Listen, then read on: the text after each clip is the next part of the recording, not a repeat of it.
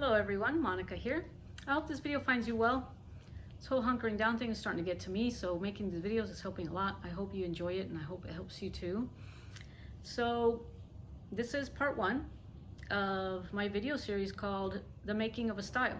I'll be explaining how it is that I came about to paint in the way I do now, starting off with this style, right? So I'm gonna go back before the style though and tell you a little about my childhood. I wasn't like necessarily a prodigy or a genius or like what people would think would become an artist. I was, however, creative. Most children are. I also do remember I was original at least. I'll tell you a story. When I was in about the third grade or so, maybe second grade, I remember our teacher ordered these little flower pots for Mother's Day that was coming up. And we had to like just a little draw on a strip of paper and they would put it inside it and it would, cover the whole flower pot. All of the other little girls were drawing rainbows and flowers and hearts for the moms. And I proceeded to make an ant farm, or draw an ant farm.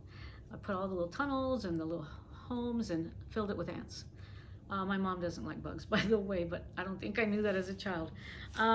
So that was my thing when I was little, and hopefully still now, is to be original.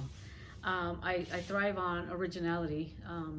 To thine own self be true is one of my favorite quotes. Basically, I make myself happy first with what I'm making. I hope that it impacts me first. I have to like it first. If you also like it on top of it, well, that's just icing on the cake, right? But I try to please my own aesthetic first, and then hopefully other people too. So fast forward from childhood to up to high school. In high school, I used to doodle a lot. Instead of the note-taking instead of taking notes, I would doodle. But no, instead of making notes, a lot of girls would write little notes and fold them up in these cool little ways and toss them at each other or pass them in the hallway. I didn't write that many notes, huh? Cynthia Michelle, hi. I wrote a few, but mostly I was doodling a lot. I would fill my notebooks and what handouts our teachers would give us with, I think I started with smiley faces, and then I graduated up to a lot of tiny dashes. I would just fill pages and pages of dash, dash, dash, dash, dash. Not lines, continuous, but lines of lots of dashes. And so when it came to try to paint at some point, I translated the dashes into the dashes from paper onto paint. One of my very first paintings, oh crap, where is it? Here it is. One of my very first paintings was this guy right here. This is a print of it. The original is in San Antonio. Hi, Maggie. And it was one of my very first ones. It's on a small canvas. It's at like 8 by 10. I made it in 91. So that's, I don't know, a lot of years ago, right? Let's see, yeah.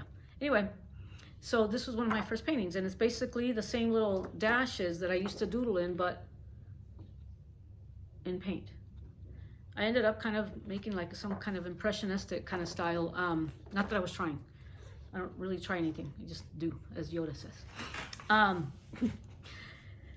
So from when I realized that I could basically translate my doodles to paint, I was hooked.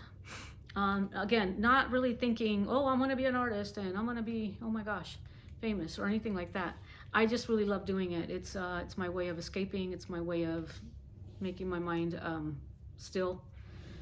My mind is very active, so painting, doodling, anything creative is very soothing. It's therapeutic to me. And so that style stayed with me for quite a while. I painted this one in 07. So yeah, from 91 to 07 at least, and a few years after that, many more years after that, as a matter of fact, because when I first got my studio at Spring Street, I was still painting in the style, and that was in 2016. So yeah, that's how the birth of a style happened.